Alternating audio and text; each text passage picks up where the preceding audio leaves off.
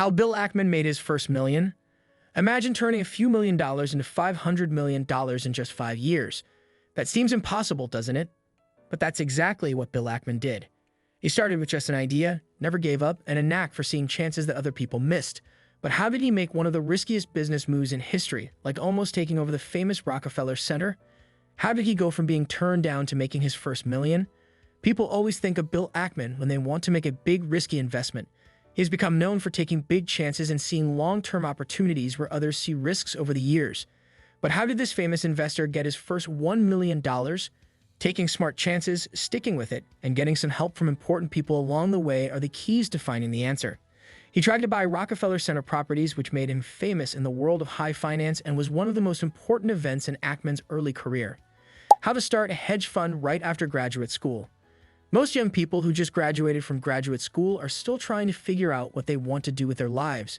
They often work for professionals who are already well known in their fields. Bill Ackman, on the other hand, was not like most graduates. Just out of Harvard Business School, Ackman was sure that anyone could learn how to invest on their own. Many people would have tried to get jobs at well-known hedge funds or banks, but Ackman chose to skip that step and instead start his own hedge fund, Gotham Partners, with the goal of handling large amounts of money and making waves in the financial world.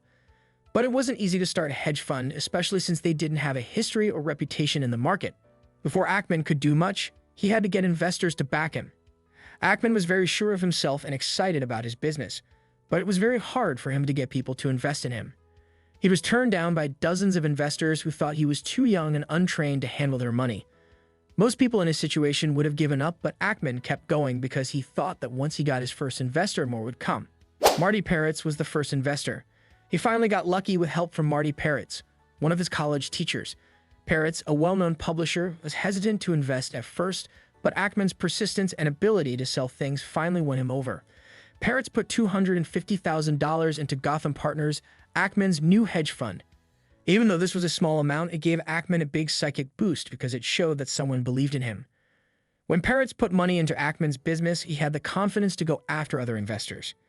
Ackman was able to get more money from other buyers by using this first investment as collateral.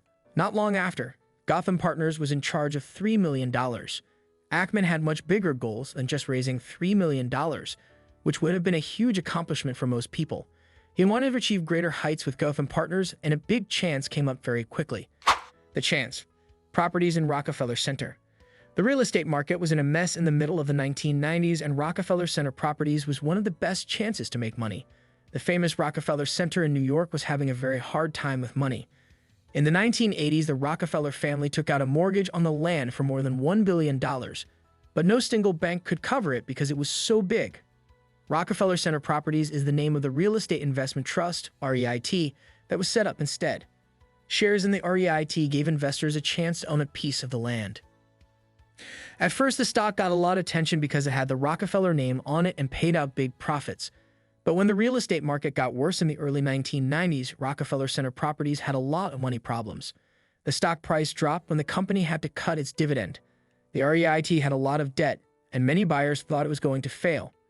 However, Ackman saw a chance. He thought that the market wasn't taking into account the long-term value of Rockefeller Center's real estate.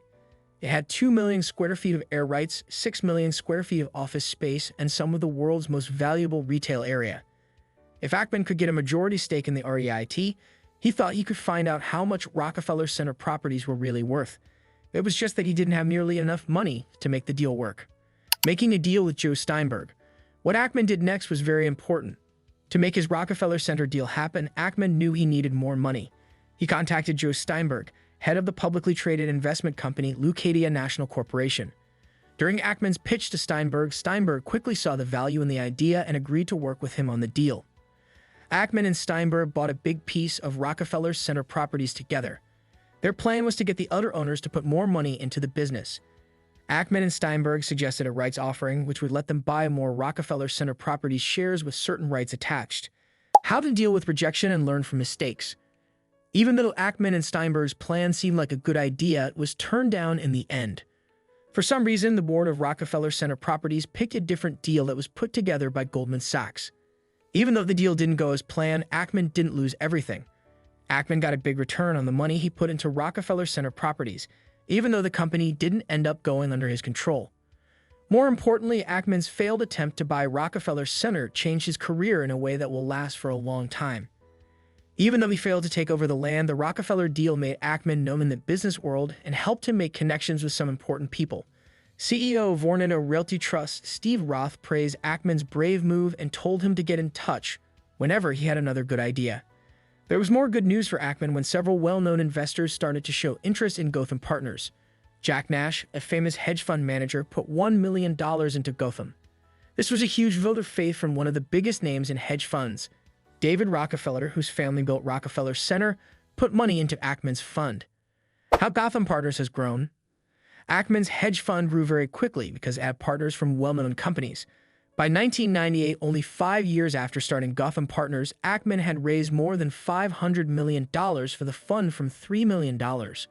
Gotham Partners was now a big name in the hedge fund business, and Ackman was well on his way to becoming one of the best managers of his time. The Rockefeller Center deal wasn't a total win, but it was a major turning point in Ackman's rise to fame. It showed that he could see opportunities where others saw problems and that he was ready to take calculated risks in order to get big benefits. More importantly, it helped him make connections with powerful people who would back him in future projects. It wasn't easy for Bill Ackman to make his first $1 million. Ackman's rise to fame was marked by persistence, bravery, and a deep knowledge of the markets. In the early days of his hedge fund, he had a hard time getting investors to back him. Later, he almost pulled off a high-stakes takeover of Rockefeller Center properties. Even though his Rockefeller Center bid didn't win, the deal made him a lot of useful contacts and set the stage for Gotham Partners' rapid growth.